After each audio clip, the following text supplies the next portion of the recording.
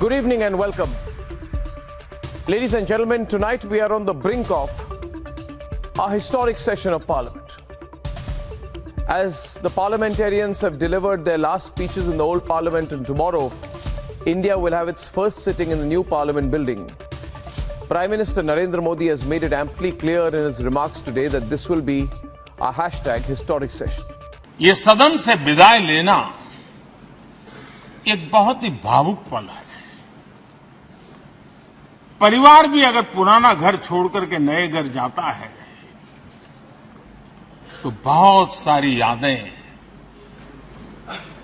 कुछ पल के लिए उसको झकझोर देती है। We are all excited. It's a big build-up, and there are strong murmurs of the women's reservation bill, which will bring the reality of 1/3 reservation in Parliament for female members of Parliament across caste and regions and religions, and it will ensure that the 4.44 women representation in Parliament in the first Lok Sabha, that has only grown to 15% in the present session, is settled once and for all.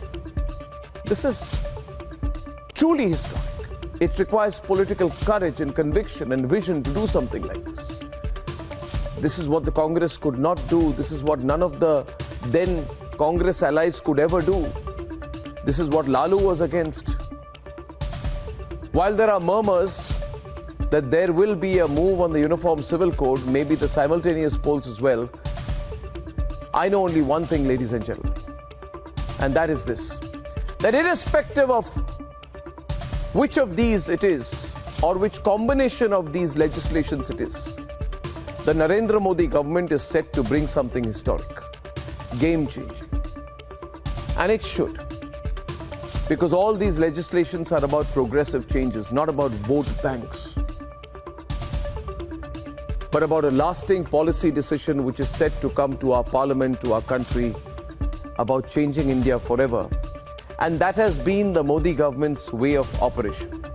We saw it during the Article 370 revocation. We saw it with the approach on the implementation of GST. Nation first. What the Modi government seems to be going for here, amidst all the suspense, is of entering the new parliament with a move that is an unerasable imprint on our history. But what is becoming more and more apparent and strange is the behavior of this India alliance, the dotted alliance. If you look at the BJP's manifesto, none of these bills are out of context. It is the known agenda of the BJP. It is what they have been voted in to fulfill. So then why is the India alliance, the Congi alliance, getting so panicky about what will be the outcome? Is it because they know that unless that the AAP has made public statements agreeing to the Uniform Civil Code, but the DMK is opposed to it? Is it because they know that if the women's reservation comes into Parliament, that Sonia Gandhi, who was seen today prompting Adhir Ranjan Chaudhary to mention women's reservation in Parliament today, may want to leap to appropriate the passage and credit her husband Rajiv Gandhi? ये भी आपको याद दिलाते हैं। Information technology जब हुई थी हमारे देश में क्रांति के स्वरूप से, इसलिए बोले हमारे बीच अभी नहीं है। Carry on, carry on, carry on, carry on. But it will be impossible to do so. Will it be part of the record? In fact, won't it be part of the record that Congi allies in the RJD and the SP were among those who stalled the passage, snatched the women's reservation bill from the law minister even?